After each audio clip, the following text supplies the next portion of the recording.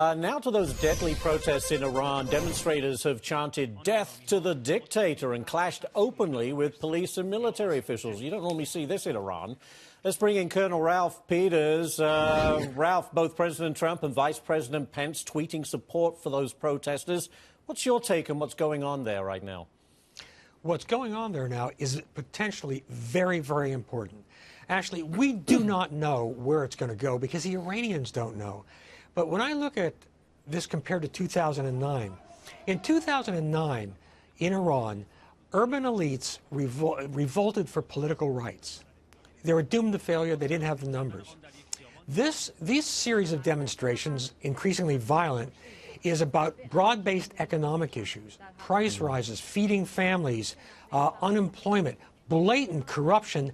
Meanwhile, the Iranian people, while they're struggling fiercely economically, see the regime spending a great deal of money in foreign wars in Yemen, Syria, supporting Hezbollah in Lebanon, in Iraq, and they don't like it. So the key change now is that we are starting from this economic protest, turning into a broad-based political protest, and even calls for the Shah, a chance of praise for the Shah. And that may sound odd, but remember, that's 40 years ago now. Yeah, 1979. It's enough time to mythologize the Shah's regime. And, grandparents are telling their kids, oh, back in the Shah's days, women were treated better. Back in the Shah's days, we had hope. And so they mythologize it. And so many factors are coming together. This may all peter out, but we can be hopeful. We should make intelligent, well-worded tweets or whatever of support, but we have to avoid two things. One, giving the regime any excuse to say we're behind it, and two, avoid making promises we won't keep. I think of Hungary in '56, Iraq in '91, when we encouraged people to rise up, implying we would help them, and we didn't. This is an Iranian problem. The only thing we can do constructively, and we should do it, is tighten up on sanctions, and the administration's already making the right noises on that.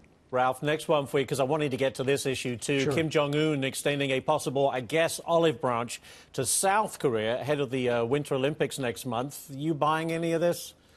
Well, I think it's now time to really worry because the North Koreans are starting to do sensible things. They're starting to think strategically. Before, it's been all hostile rhetoric. But now they're reaching out to South Korea on multiple fronts, trying to drive a wedge between us and South Korea. Now, that is smart strategic thinking. And by the way, I got to say, this whole thing about Kim Jong-un having a nuclear button on his desk he can press and destroy us, he's obviously hired former Hillary Clinton staffers, the ones who came up with, the reset button. Like the reset button, Kim's button's not connected to anything yet. And we got time for this too, Colonel. President Trump withholding $255 million aid to Pakistan. He's accusing that country of giving safe haven to terrorists. Let us not forget Osama bin Laden. Where was he found? Pakistan. What's your thoughts? Well, I actually worked with the Pakistani military in the mid-'90s, and I warned people then that Islamicization was coming.